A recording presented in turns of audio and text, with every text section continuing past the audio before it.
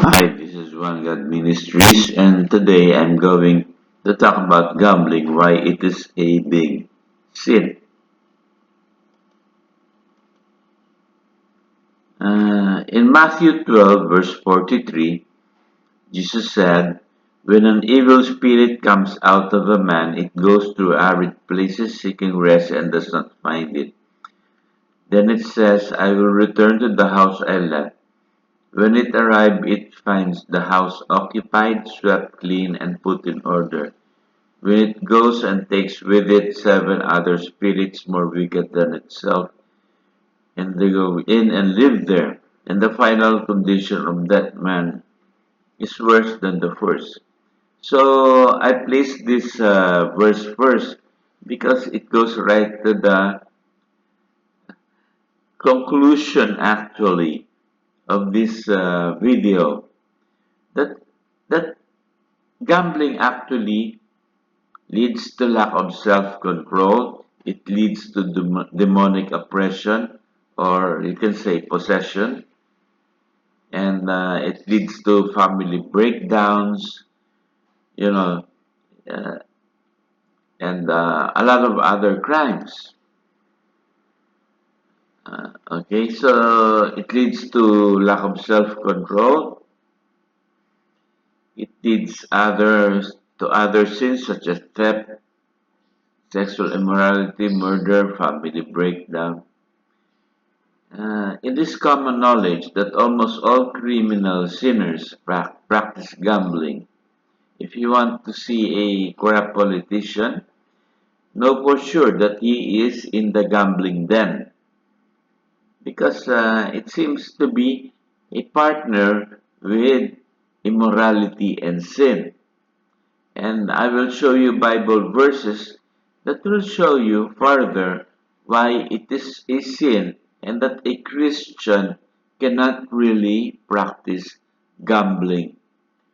Rather, it is immoral and it makes one an enemy of God.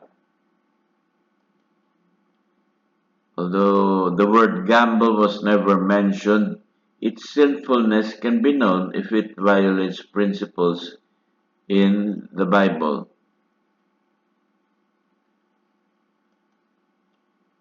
In the same way that newly invented drugs, such as cocaine, meth, or whatever, is not mentioned in the Bible, that doesn't make it less sinful. Uh, but so is pornography. Watching pornography, some say, oh, it's not a sin. It is a sin.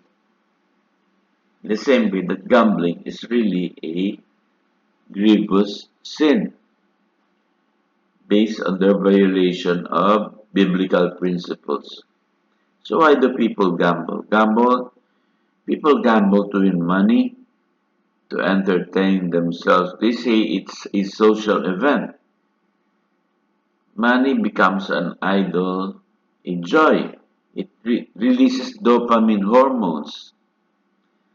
So this joy of gambling is never experienced if gamblers were not using money, that is, they are just playing. And this is according to gamblers themselves.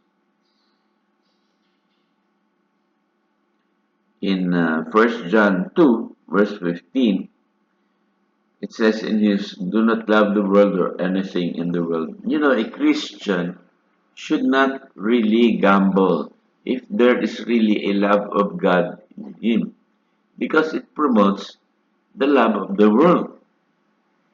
If I continue, if anyone loves the world, the love of the Father is not in him. For everything that is in the world, the cravings of sinful men, the lust of the eyes, and the boasting of what he has and does, comes not from the Father, but from the world. The world mentioned in here is actually the world system. Now, the cravings of sinful men, the lust of the eyes, and the boasting of what he has and does, gambling is based on this. In Luke 16, verse 13, Jesus Christ said, "The servant can serve two masters. Either he will hate the one and love the other, or he will be devoted to the one and despise the other. You cannot serve both God and money."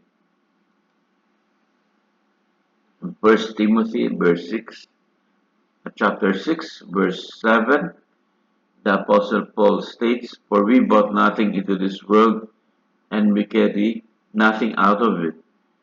And having food and clothing, with this we shall be content.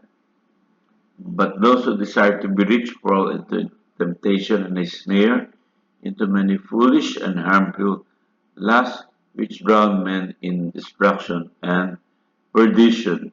So you never have self-control with gambling, and you are never satisfied. So he continues on in verse 10, "For the love of money is the root of all kinds of evil, for which some have strayed from the faith in their greediness and pierced themselves through with many sorrows." So, really, Christianity and gambling do not mix very well. In fact, they are opposites. In Ecclesiastes 5, verse 10, the writer said, "Whoever loves money never has money enough. Whoever loves wealth is never satisfied with his income." So there is no satisfaction when you engage in gambling.